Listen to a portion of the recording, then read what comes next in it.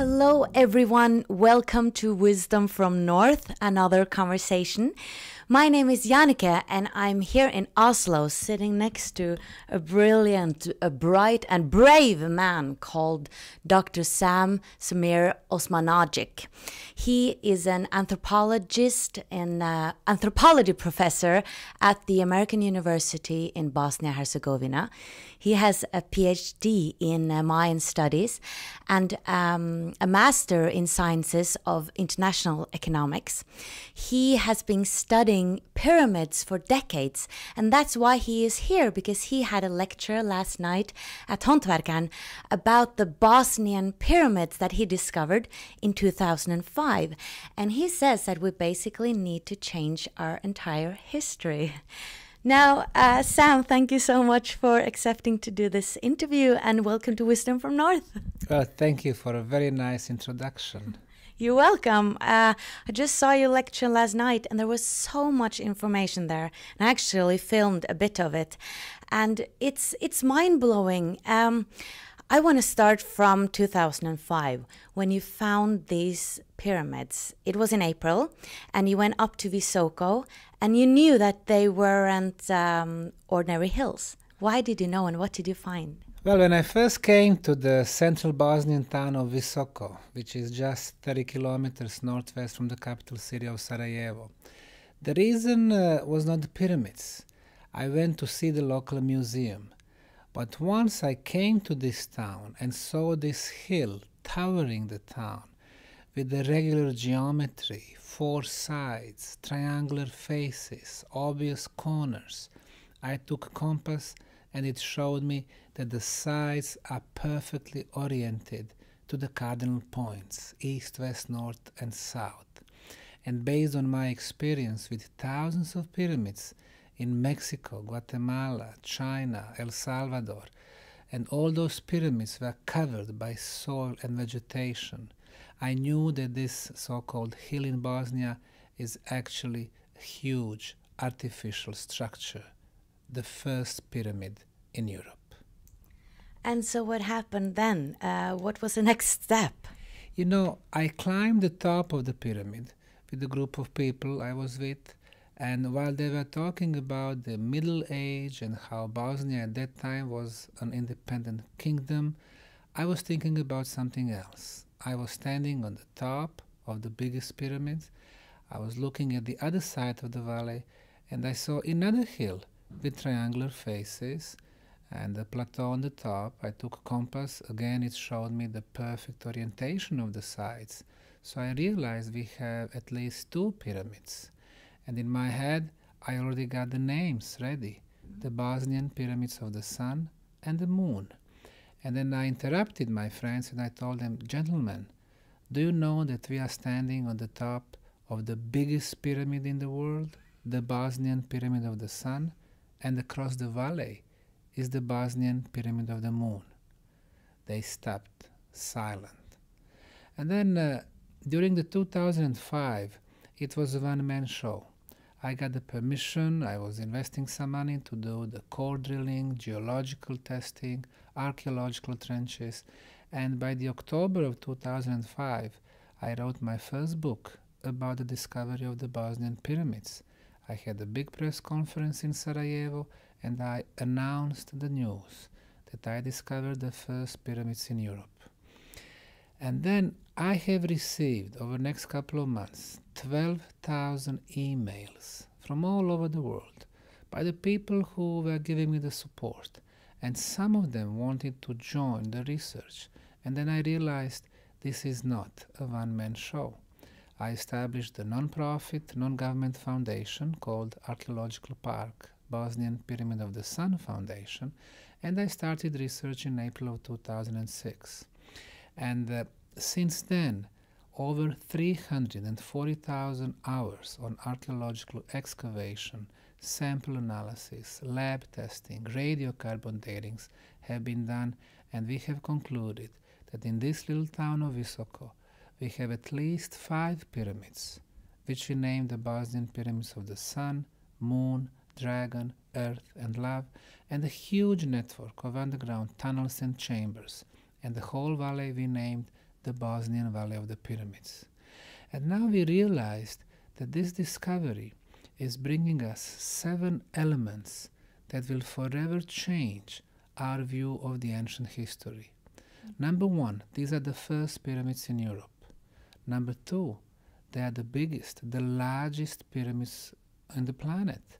When you see the size of the Sun Pyramid, comparing to the Egyptian Cheops Pyramid with 147 meters, and Sun is way over 220 meters, obviously this is the biggest pyramid ever built. The element number 3, since all the pyramids in China, most of them in Egypt, Peru, Cahokia and the US are oriented to the north. So far we knew that the best orientation is the Great Pyramid of Egypt with the error of 0 degrees and 2 minutes. But according to the State Institute for Geodesy in Bosnia, the error from the perfect north is 0 degrees, 0 minutes and 12 seconds. Then we realize that this is the most precise orientation on the planet. The element number 4, when you start digging and removing the earth and soil and vegetation from the Sun Pyramid, we are finding blocks, rectangular blocks. We've analyzed them in 6 scientific institutes, and they told us it was a man-made concrete of the best qualities, much better than what we can make today. The element number 5, the age of the pyramid. We are finding the organic materials on the top of the concrete blocks. And the radiocarbon datings are giving us the results of 24,800 years, plus minus 200 years, which is way older than Egyptian, Chinese or Mexican pyramids. The element number 6, under the Valley of the Pyramids in Bosnia, is the most extensive network of tunnels and chambers. And finally, element number 7, in those tunnels we are discovering a huge ceramic blocks that they reach 8 tons in mass. So those 7 elements forever change what we knew about the ancient past. This is amazing. Let's talk about the sacred geometry, because 3 of the pyramids are situated in relation to each other in a certain way. Yes. We realized that all over the planet, the ancients were applying sacred geometry, so they were very carefully planned what and how to build, and then they would execute those plans. In the case of Bosnian pyramids, 3 main pyramids, Sun, Moon and Dragon, when we connect their tops on the topographic map, we got the distance between them of 2,170 meters, 3 times. Meaning that you have a perfect equilateral triangle. It tells us that the ancients actually built those structures. They did not shape existing hills, but built structures from the bottom up. Secondly, inside that triangle, when we connect the tops of the Love Pyramid, Earth and River Fonica, you're getting another perfect equilateral triangle. Triangle within the triangle, that's what the ancients called sacred geometry. And what about the summer solstice and how the sun comes down on it? You know, for the ancients, the archaeoastronomy is what we call it today, was very important. They were always looking at the sky.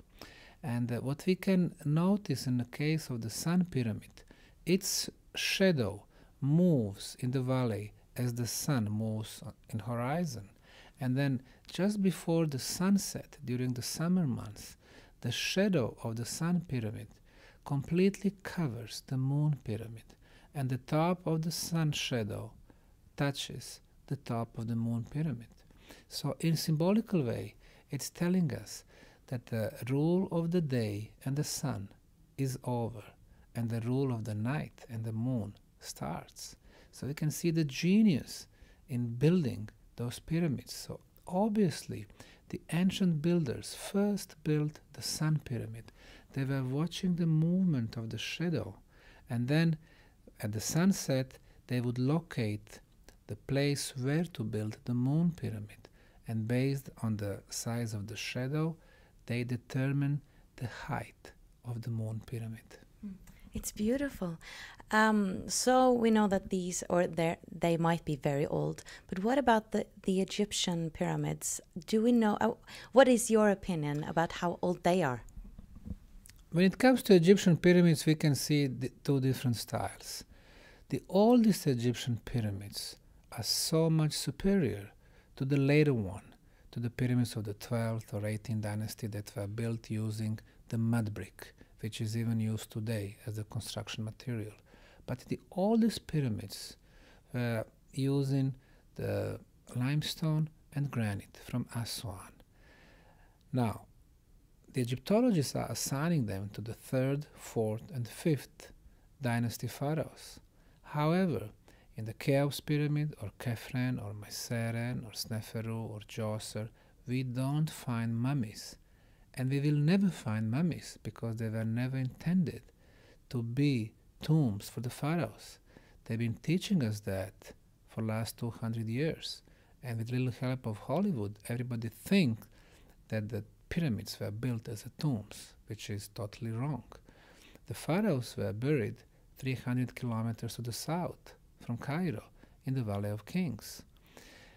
And just logically, why would somebody build such a huge, colossal structure for one dead body? And when you see the vast of knowledge they incorporated in the pyramids, then you ask yourself, who really built them? When you take two lengths of the sides of the Cheops pyramid, 232 meters plus 232, you divide by the height, 147, you get the number 3.14, which is number pi. According to Egyptologists, this number was not invented in Egypt. It would be invented 2,000 years later in ancient Greece. Then you have the golden ratio, 1.6. You have the distance between our planet and the sun incorporated in the pyramid. You have the distance between our planet and the moon. You have the speed of light. The ancient Egyptians simply did not know these values. It was somebody much more advanced. Plus, Egyptologists are saying that only by usage of primitive copper tools and wooden sticks those pyramids were built.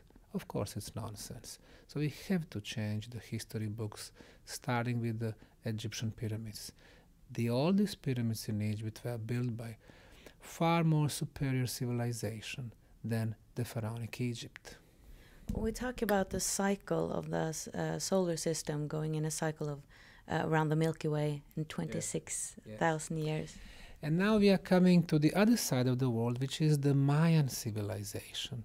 In what we call today Mesoamerica, countries of Mexico, Guatemala, El Salvador, Honduras, and Belize, the Mayan civilization built over 100,000 pyramids. In their great cities of Tikal in northern Guatemala, in Copan in western Honduras, Chichen Itza, Palenque, we can see only 1% of their pyramids uncovered. The rest of them are still covered by soil and vegetation.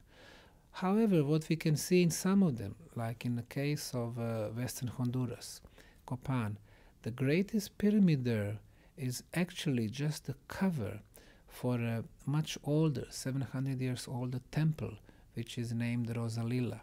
On that particular temple, above the entrance, we can see the symbols for our solar system and our Milky Way, the core of the galaxy, Hunab Ku. And between them, two vehicles with the Mayan faces in those vehicles. The question is, what is the message they're trying to relay? It seems like they had a way either to travel or to get the knowledge between the core of our galaxy and our solar system. And you did mention that the Mayan knew that our solar system moves within our galaxy, Milky Way, and they knew that one cycle takes almost 26,000 years, or to be precise, 25,920 years. They knew that thousands of years before we did. It took us almost 100 years with our most technological means, like telescopes and computers, to figure that one out. So we agree on that now? Unfortunately, in the mainstream science, in encyclopedia, history books, the Mayan civilization is still labeled as the Neolithic culture, people who had only the stone tools. So it's a shame. We have to respect much more the civilizations that they were here before us, because in some aspects they were in front of us. For some reason, mainstream science think that we are the most developed, the most intelligent, and the most beautiful species ever. And they are so wrong. So is that the era that is coming to an end now, or are we moving into a golden age? Or Well, there is a lot of speculation there. What we do know is that the Mayan had 21 calendars, and one of them, the long count, really ends on December 21st, 2012. However, after that cycle, the new cycle starts. So after December 21st, we will see what we call December 22nd and December 23rd. So the world will not come to the end. However, this whole thing about 2012 had helped the society to realize that it's not only these material things that we have around us that is the goal in our life, but also we need to include the spiritual, metaphysical aspect. And we are, as a being, complete only if we combine the two, the material and spiritual. And I think it's very important also to develop both sciences, the physical science and spiritual science. And with them, we can move as the society forward. I have to talk about something that made my jaw drop last night. The landscape in Machu Picchu formed as a face. I didn't quite get how you came across this. Can you tell that story? And I can show a picture here. Machu Picchu is a very intriguing site in eastern Peru between Andes and Amazon. All the textbooks, history books, encyclopedia, all the internet sources are telling us about the same thing, that it was a royal retreat for Incas. Well, Incas lived in the area from the 12th to the mid of 16th century, and according to the Spanish conquerors, in their written records, we know that Incas were rather primitive and they did not have the knowledge or technology to move 250 tons blocks that are on the top of the Machu Picchu. When you go there, you can clearly see the traces of 4 distinctive civilizations. The first one being the most developed, the second one a little bit less, the third one less, and then thousands of years passed, and the Incas came and they rediscovered the lost city on the mountains, and basically that's where they were bringing their royals.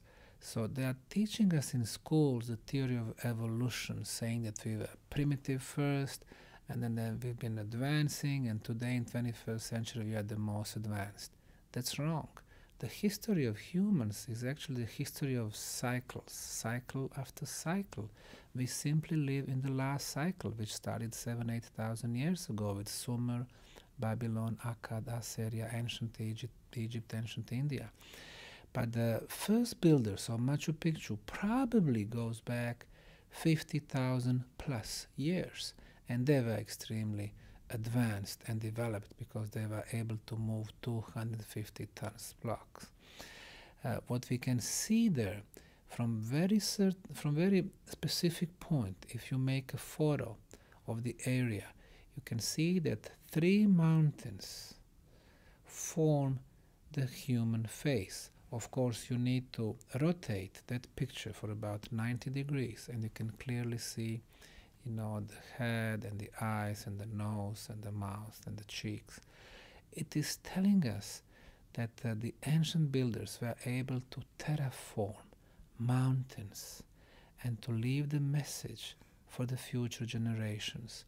And when you see that face, the more you look at it, the more you realize how calm, peaceful it is and how beautiful it is. Yeah. And that face is basically faced upward to the universe. It's giving us another message. Yeah. They were watching the universe. I mean, you can't deny it. It's right there. Did you come across that, or? Well, that's something that you can see on some posters.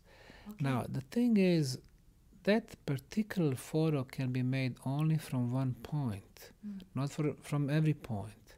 And I made a lot of photos when I was in Machu Picchu several times, and only from one point basically you come to that particular, shape and the face. And it seems that that particular place was very important for the builders. Let's go back to the pyramids. Yes. There's a special energy there and a special beam that comes out. Can you talk about that? In the case of Bosnian Pyramids, the first 5 years, 2005 to 2010, we have spent proving that we have a huge construction complex. And really, when you see the geometry, 4 sides, perfect orientation, you're finding concrete blocks, you can screen inner passageways, you can find underground tunnels. Obviously, it was a result of a perfect planning. But we don't intend to spend another 100 years trying to convince everyone that we have pyramids in Bosnia. We know it will be a lot of resistance, and we don't care about that. We simply had to move on. We had to answer the question, what was the purpose of Bosnian pyramids? Egyptologists, archaeologists, geologists cannot help us because nobody taught them in schools to think about the purpose of pyramids. So we needed help from energy experts, from the physicists, electrical engineers. First came the team from Zagreb, Croatia, led by Dr. Slobodan Mizrak, who's a physicist, and they were checking so-called anomalies, electromagnetic anomalies, in the nearby hills in Visoko, and then on the pyramids. We were going around the Pyramid of the Sun, we could not find any anomaly, until we came on the very top of the pyramid. On the top, in the radius of 4.5 meters, we were able to detect and measure electromagnetic field of 28 kilohertz frequency. And there was a continuum energy coming from the pyramid. And then we realized that once we get out from that radius, there is no detection. We go back, detection was there. So it meant that this energy was not going left and right on the pyramid, but it was going up like an energy beam. And then we measured the strength. And as the energy beam was moving away from the pyramid, it was getting stronger and stronger. Now, if the source is in the pyramid or below the pyramid, it was kind of very odd, because our technology, which we can call Hertzian technology, is telling us closer to the source, the stronger the signal. You move away, the signal is getting weaker. But since in our little country of Bosnia, everything is upside down, same thing with the pyramid. It gets stronger as it moves away, and we can call this non-Hertzian technology. Now, these numbers were later confirmed by the scientists from Belgrade, engineer Goran Marjanovic, who also measured this particular frequency of 28 kilohertz, the sound engineer from Finland, Heikki Savolainen, and the anthropologist from Italy, Professor Paolo De Bertolis. So when you have 4 independent confirmations, in a science it is called international verification. So obviously we have a phenomenon. Nobody can tell, oh, I believe that, I don't believe that, it's possible, it's impossible. These opinions are irrelevant in science. In science, what counts is measurements, analysis, dating, testing. So we have proven that we have energy beam coming from the pyramid going up. What is its function? Well, when we think about non-Hertzian technology, which we don't have in 21st century, we have to go back to 1899 and 1900, and a guy who was born a couple of 100 kilometers to the west from the pyramids, Nikola Tesla. He was the first one experimenting with this type of energy, and he proved that clean energy is possible, that unlimited quantities of energies are possible, that non-Hertzian and the wireless technology is possible. So basically, now for the second time in the history of the last cycle of humanity, we are getting to this type of the energy. Pyramids been there most probably over 25,000 years, and it's still working. So this is for the first time that you have a proof of some type of the perpetual mobile, the machine that's been working time after time, producing energy, clean energy, the wireless transportation. And it means that we have so much to learn from the ancient past, and we can improve our future. The ancient builders were smart enough to know when you build the shape of the pyramid and you orient it perfectly to the north, and that's how the energy flows is on the planet, north-south, east-west. So when you orient it to the north, the pyramid behaves as a huge amplifier. With our Russian colleagues, Professor Kavroshkin and Siplakov, we measured the strength of the signal in the case of Bosnian and Egyptian pyramids, and we concluded that the strength of the signal on the top of the pyramid is up to 500 times stronger than at the bottom. So then we realized that the pyramid actually is not generating energy from nothing. It is using existing natural sources of energy, but amplifying them several hundred times. So the pyramid is becoming some type of the energy machine. When you have a lot of energy, you can use it for different purposes. So if we are to speculate, if you have the continuous energy coming from the pyramid, and then obviously it's getting stronger as it moves away, theoretically you can reach any other planet in our solar system or in any other star system. So when you have this energy bridge established between two planets, then you can move radio waves or information or frequencies, so it can be used as the communication mean. The second thing, when we think about our bodies, we are nothing but the energy that vibrate at certain frequency. So if through this energy bridge we can move frequencies, theoretically we could move even our bodies. So it can become a base for some type of the teleportation. So it can be used as the transportation mean. Number 3, it can be used as a heating device. Number 4, you know that today's in Moscow or Beijing, when they have stormy weather, they send projectiles, they dissipate those stormy clouds. The same thing, the pyramid energy can be used. It can be used to adjust the climate. Number 5, of course, the military would love that, to have such a powerful source of the energy, and they can use it for the warfare. And really, the usage of energy, our mind is the only limit. You can use it any way you want. But the ancients were smart enough to make a machine that will last forever, producing the energy. In 2006, when I was doing excavation in Bosnia, a person came to me and she said, "You discovered much more than the pyramid." At that time I was thinking, well, we have the biggest pyramid in the world. What can be much more? And then now, 6 years later, I realized, yes, it is much more than just a pyramidal structure. It's a huge machine that can change the future for the better of our planet. Yeah, it's an important work you're doing, and you've also had to experience a lot of opposition. And of course, it affects tourism in Egypt and everything. How is it going now with the excavation? The discovery of Bosnian Pyramid is not a local scientific issue. This discovery has become a global scientific, economical, and political issue. When you have a discovery that changes the history books, the PhDs, professorships, obviously there will be a lot of resistance, especially in cultural establishment. And that's exactly what happened first in Bosnia, then in England, then in the US. People don't like changes. And I know that for decades to come, people will be resisting discovery like this.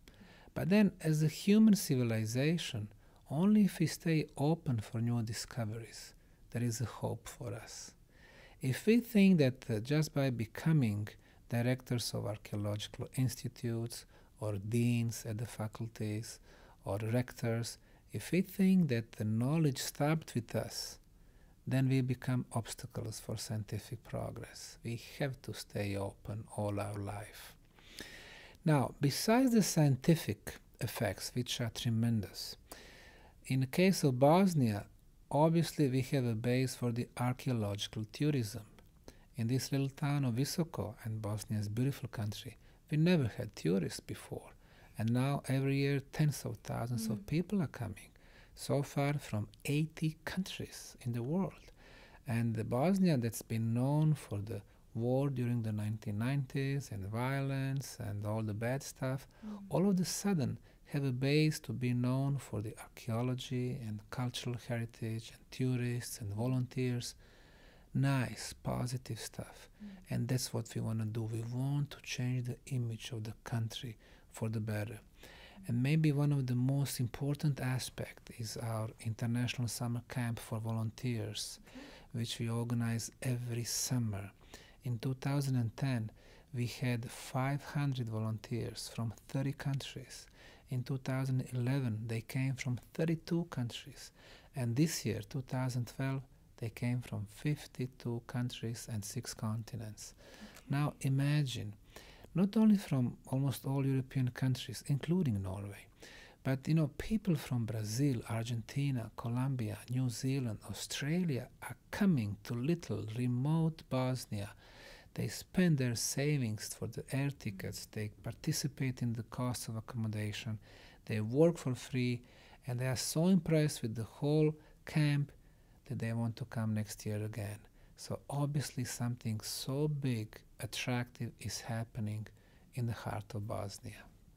Yeah, it must be wonderful to go there. I want to go. Like, you're part of this big discovery, excavating yourself. I mean, it must be amazing. Exactly, and this is the only project on the planet that offers the opportunity to common people, which they don't need to be students of archaeology, professors, or experts in any kind. We offer them the chance to come to work under expert supervision of our archaeologists and geologists and geophysicists, but to be very active part of new discoveries, underground, in the tunnels, or above the ground, clearing new sections of concrete blocks and the walls. So people realize, hey, we are part of something big, and 10 or 20 years from now, we will be able to tell our kids or our grandkids, I was there at the beginning. So you have found underground labyrinth and tunnels, but you haven't been inside of the pyramid. Do you have a thought about what might be inside? Under every original pyramid, how I call them, there are the underground tunnels. Step Pyramid in Saqqara, Giza Pyramids in Egypt, Shanxi Pyramids in China, Teotihuacan Pyramids in Mexico. In my first books about discovery, 2005, I wrote that we were going to discover underground labyrinth. A lot of people attacked me. Well, anyway, 7 years later, it turns out that I was right. Those tunnels, they run for tens of kilometers. And the entrance to the tunnels is 2.5 kilometers away from the pyramids. So we are cleaning the tunnels, securing them with a wooden support, and moving towards the pyramid. So far, we have cleaned approximately 840 meters. So every year, we are closer and closer to the pyramid. So far, we have discovered 6 underground chambers, anywhere from 30 to 50 square meters. The height of the chambers reach about 4 meters. So, and deeper we go, we discover more megalithic stones or megalithic blocks. So it seems that as we are getting closer to the pyramid, more discoveries are waiting to be done.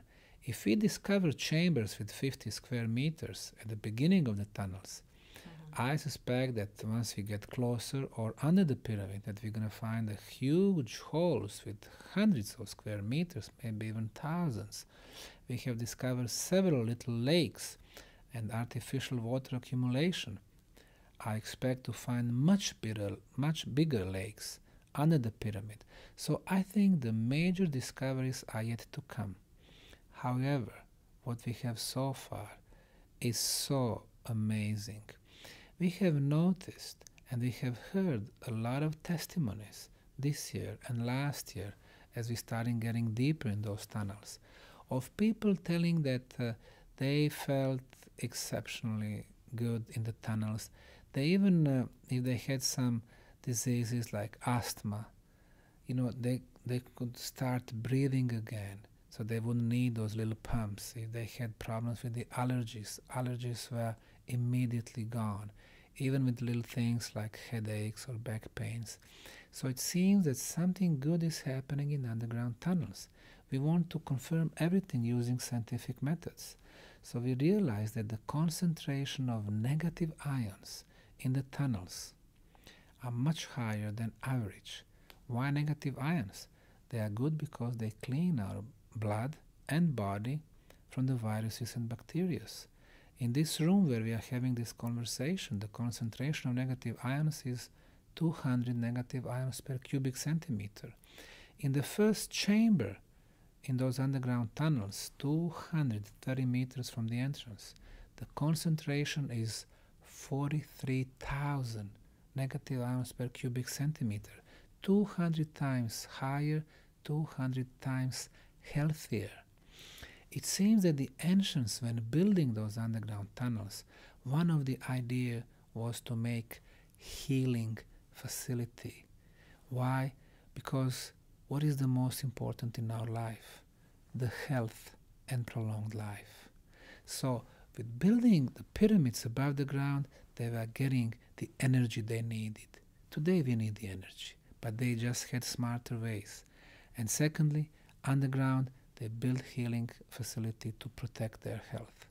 So the pyramids and the tunnels everywhere in the world were not built for one dead body, but for the living communities, and to be there, all these structures for generations and generations.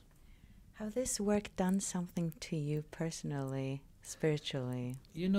First of all, I have learned so much. So many people came to Bosnia, so many people I meet all over the world where I do my lectures.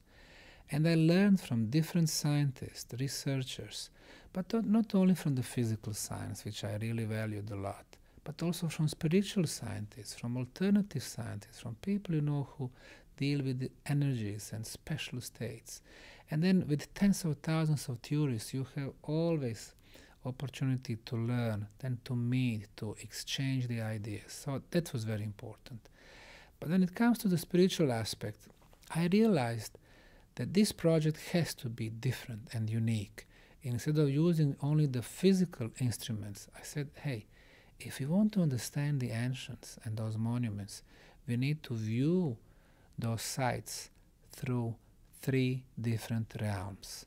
One is physical, the other one is energy, the third one is spiritual. And then, and only then, we can understand how important those sites were and how they were working. And of course, you need to change as a person. You need to become much more open for different ideas, different influences. And then, due to so many obstacles and attacks, you need to learn how to control yourself. You have to have balance of spiritual and physical in yourself. And I think, they would give you a courage, to move on, all these things. So I feel really blessed with this project. Thank you so much for this interview, and good luck with your work and the work with these pyramids. Are you traveling around the world doing lectures now, Yes. or are you? Usually our season is 4 summer months, June, July, August, September, and everybody is welcome to come, to work, to volunteer, to research, and to visit the place. Of course, media is very important for us. But then from October till next May, I usually do lectures, I promote the project, I invite people to come, I invite volunteers, I share the knowledge and I share them with the information. And I really enjoy what I do, and I'm very happy to run this foundation. And again, I would invite everyone to come to Bosnia. Bosnia is a special place, beautiful country. And with the pyramids, it's a history-changing place. And if people can come to our website and apply to be volunteers or just to come and visit, and our website is www.bosnianpyramidofthesun.com, bosnianpyramidofthesun.com. And I think that website is also different. Instead of negative news where we can read everywhere, here we have only positive news, good impressions about what we do, experts and tourists, and that's what we need. We need positive stuff in our life. Thank you so much for doing that work. All right, thank you. Thank you for watching, guys. Keep looking at my website. I put out new interviews all the time, and I'm trying to do more English interviews as well. Okay, take care. Bye.